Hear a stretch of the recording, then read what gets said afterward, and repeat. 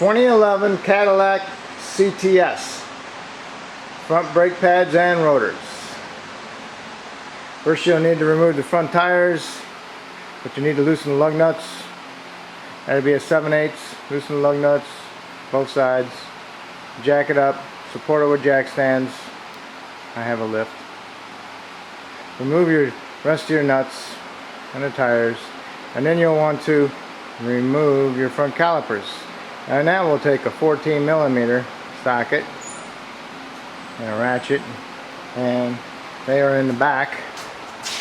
And here's one here and one down here.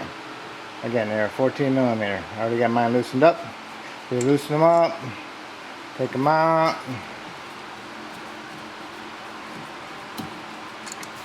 Alright, those are 14mm, and you'll set them aside.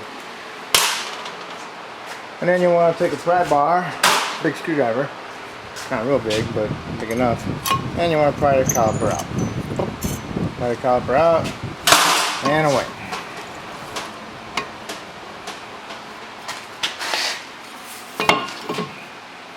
Already got my pistons pushed back in. We already had a part so I can show you. Here you want to use a brake pad when you get it apart. Take a brake pad, put the brake pad up in there, like that. And then there's a big C-clamp. Like that one. Put it between the pad and the pistons. And then you want to screw them up. Push the pistons back in. If it's really tough to go back in, you might have your hose pinched. So make sure your hoses aren't pinched when you're pushing the piston back in. But other than that, if the hoses aren't pinched and it goes in really hard, and the problem is your pistons are frozen, and that's why you're having an excessive wear problem with your brakes. Going to metal too soon. Okay. So, swing it up, put it in the back. And on the back side you got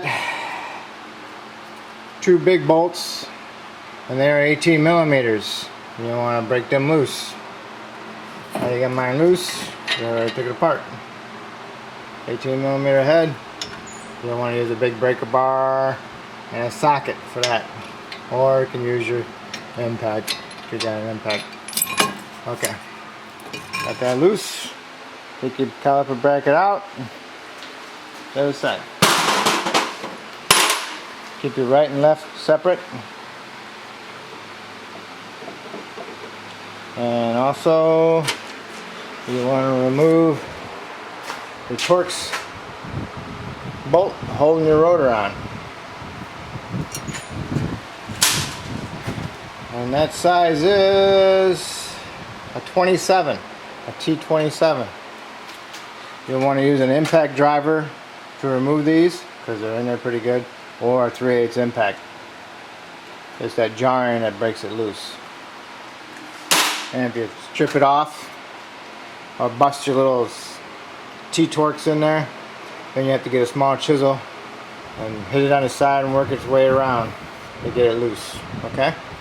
And then when you get that out, and if the rotor's stuck on there, you have to hit the rotor around to vibrate it with a pretty big, decent sized hammer. Okay? This is like a 3-pounder. And then you go from the back side, turn it, and keep hitting it off so it comes off. When it comes off,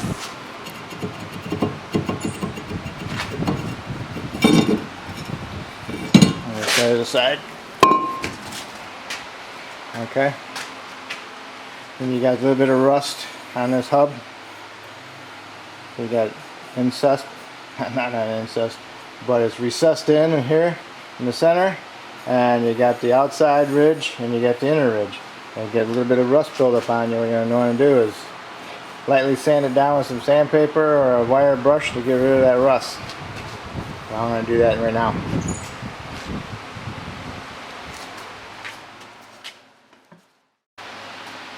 Alright, I cleaned it up. See how it's a little shiny in certain spots. If you don't get rid of some of the rust that's in there. Right in here, right in here. It's all on one side, and it kicks the rotor out a little bit. And it causes the rotor to go like that down the road. And then you'll get a vibration in your brake pedal. Like the rotors are warped. But they're not warped. Okay? And then when you get it all cleaned up, just put a light film of anti-seize on there. That'll help keep it from rusting, and also if you still have the vehicle when you do brakes again and you take the rotor off, it'll be a lot cleaner inside there. You don't have to do so much work. Okay, I'll be back. Okay, I got the rotor on and I got my little bolt back in there with the Torx. Snug that up. Okay. Now if there's any oil on your rotors, do not use brake clean because it will eat the new style pads with the 3 leaves on the side of the box. Also, just use a light degreaser and wipe them down. Okay. And then we're going to be ready for the caliper brackets. Here's the caliper brackets. Okay. I hold the pad and I got the little hardware clips in there. Alright, so what you need to do is you got to get the pad out and then you got to clean inside the surfaces. I'll show you that. Okay, I got the pad out. I took the clips out. Abundant clips. Now it's all rusty inside there. To get that rust out of there, you can use sandpaper, file. Now I'll use the die grinder with a sanding pad on it. Sideways and get most of it out of there. I'll show you that. How clean mine get. And then also, after you get those cleaned up, you want to make sure that your slide pins are free. And then you want to take them out, and put some brake lube on them, and put them back in. If you put too much in there, they'll be stuck out, and you won't be able to push them in. And then you'll have a hard time getting your calipers back on. So you want to make sure that they go all the way in. Okay? Don't put too much grease in there and then they stay out. Alright. Okay, my battery went dead. Alright. See how nice and shiny they are? Okay? Got all the rust out of them. Now I'm going to paint them. Put a little coat of paint on them. Let them dry. And I'll put my new clips in there. Okay, put your brackets on and put your big bolts back in there with your 18mm heads, and use a big bar. You know, the torque is about probably 65, so push down on it pretty good. Do the upper one the same thing. Push down on it pretty good. Okay, as long as those are tight. If you get the new abundant clips, put them in. Should replace them, but my set didn't come with them, so I cleaned them off with my little wire brush. So I'll be putting my pads in, and then I'll put my calipers back on. Your pads come with a squeaker. Usually put it on the inside of the rotor on this side. Okay, so when the wheel comes around, it hits it. Squeak, squeak, squeak. Now on the outside, if you put this one on the outside, it's going to hit the bracket. So it goes on the inside, upper. Okay? Okay.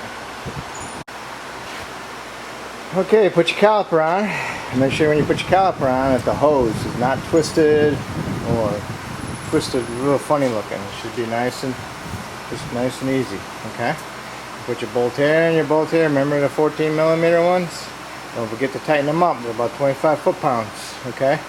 That's a big mistake everybody does. They don't tighten them up, and then the bolt falls out, and when they hit the brakes, caliper comes out, blink, it hits inside the rim.